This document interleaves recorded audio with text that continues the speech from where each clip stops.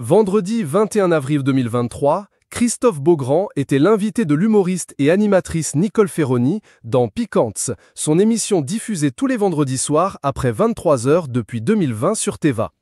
Un programme dans lequel l'ancienne chroniqueuse de France Inter reçoit plusieurs invités pour parler d'actualité, notamment culturelle, mais toujours sur le ton de l'humour. Et le journaliste et animateur âgé de 46 ans y a donc été convié à prendre la parole, notamment au sujet du mariage pour tous, dont il est un fervent défenseur, qui a fêté ses 10 ans d'existence ce week-end du 22 avril 2023.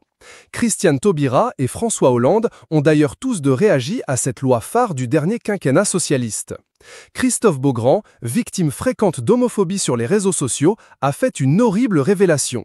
C'est donc dans ce cadre que le pensionnaire des grosses têtes de RTL et animateur incontournable du groupe TF1 en est venu à dévoiler la remarque homophobe qu'il a le plus marquée au cours de sa vie publique.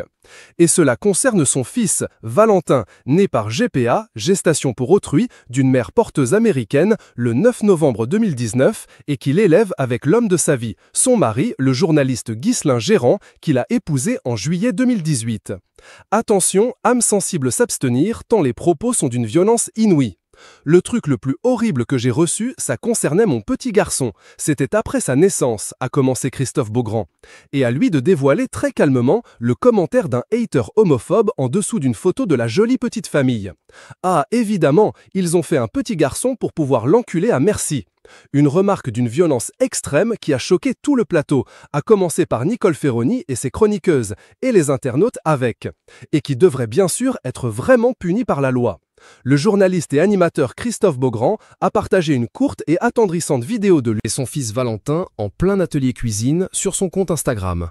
Un adorable moment père-fils avant que la star de TF1 ne quitte Paris pour aller passer le nouvel an au soleil avec son compagnon. Et au quarantenaire, acolyte de Denis Brognard dans Ninja Warrior, de poursuivre. Et là, quand j'ai reçu ça, je me suis dit, comment quelqu'un peut écrire un truc pareil, un truc d'une telle violence ? Au moment des débats sur le mariage pour les couples de même sexe, plus de 70 000 à date, et l'ouverture à l'adoption, la communauté LGBT a été confrontée quotidiennement à la haine, aux insultes, aux menaces, et ce pendant des mois.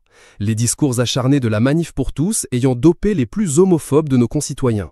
Christophe Beaugrand, marié à Ghislain Gérand depuis 2018, s'est confié sur leur rencontre, leur GPA et la terrible réaction d'un membre de sa famille qui l'a mis dehors pour son homosexualité.